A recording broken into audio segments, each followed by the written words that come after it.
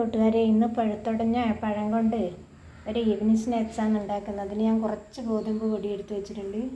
3, 6, 9, 10, 12 കുഞ്ഞി പഴം എടുത്ത് വെച്ചിട്ടുണ്ട്. ഇതൊന്ന് മിക്സിയിൽ നമുക്ക് ചെറുതായിട്ടൊന്ന് അരച്ചെടുക്കാം. ഗോതമ്പ് പൊടി 1 ഗ്ലാസ് വെള്ളം ഒഴിച്ചിട്ട് നന്നായിട്ട് കലക്കിയെടുക്കുക. 2 ആണി വെള്ളം, 1/2 ഗ്ലാസ് വെള്ളം ഒഴിച്ചിട്ട് 1 ഗ്ലാസ് വെള്ളം ഒഴിച്ചിട്ട് നമുക്ക് ഉരുക്കിയെടുക്കാം. അരച്ചെടുത്ത പഴം ജ്യൂസ് ഞാൻ നോൺ സ്റ്റിക്ക് പാൻ ചൂടാകാൻ വെച്ചിട്ടുണ്ട്. അതിലേക്ക് ഒഴിച്ചു കൊടുക്കുന്നുണ്ട്. കരിയാതെ ഒന്ന് ഇളക്കി കൊടുക്കാം.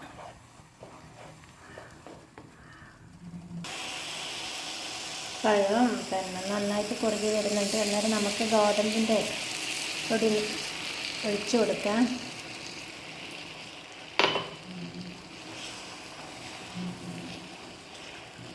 ഇളക്കിയെടുക്കാം. ശർക്കര ഉരുകാൻ വെച്ചിട്ടുണ്ട്.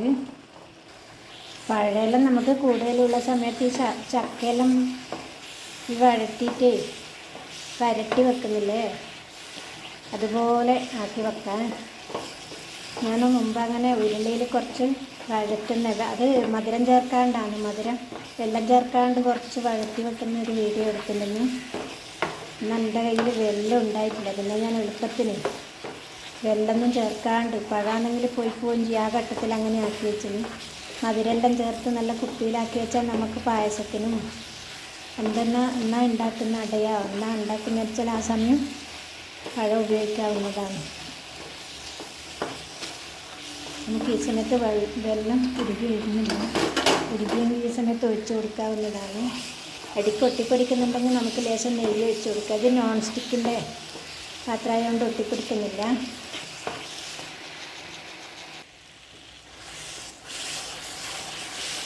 നമുക്ക് വെള്ളം അരിച്ചിട്ട് ഒഴിച്ചു കൊടുക്കാം.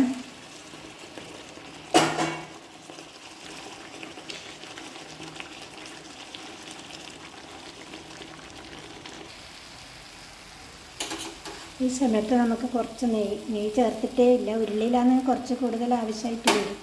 ഇത് പിന്നെ ഒട്ടിപ്പിടിക്കുകയൊന്നുമില്ലല്ലോ.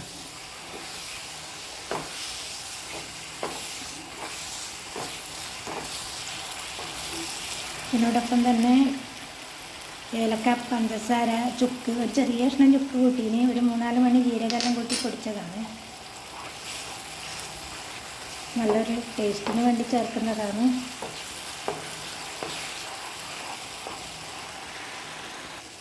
നമുക്ക് ഈ സമയത്ത് കുറച്ച് അണ്ടിപ്പരിപ്പ് ചേർത്ത് കൊടുക്കുന്നുണ്ട്.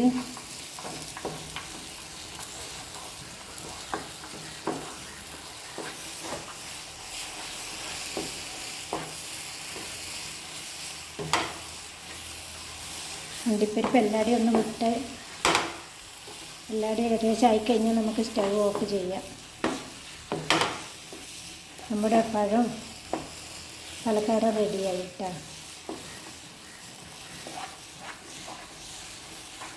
സ്റ്റവ് ഓഫ് ചെയ്തു.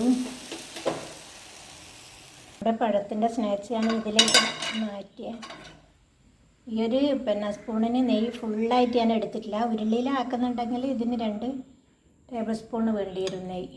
അപ്പം നല്ല നെയ്യ് ഇങ്ങനെ പുറത്തേക്ക് കാണുന്നില്ല, ചെറുതായിട്ട്. തണുത്തതിന് ശേഷം നമുക്ക് കഴിക്കാം. ഈ മറ്റേ ആ ഉടഞ്ഞ പഴം കഴിക്കുന്നതിന് മാതിരി ഇതാകുമ്പോൾ നല്ല ടേസ്റ്റോടെ കഴിക്കാം. മറ്റേ കറുത്ത പഴമെല്ലാം ആകുമ്പോൾ കഴിക്കാൻ ഒരു മടിയായിരിക്കും.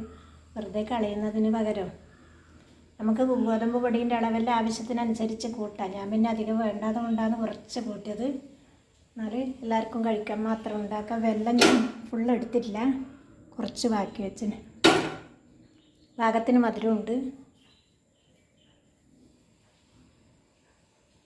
വീഡിയോ കാണുന്ന എല്ലാവർക്കും നന്ദി, നമസ്കാരം.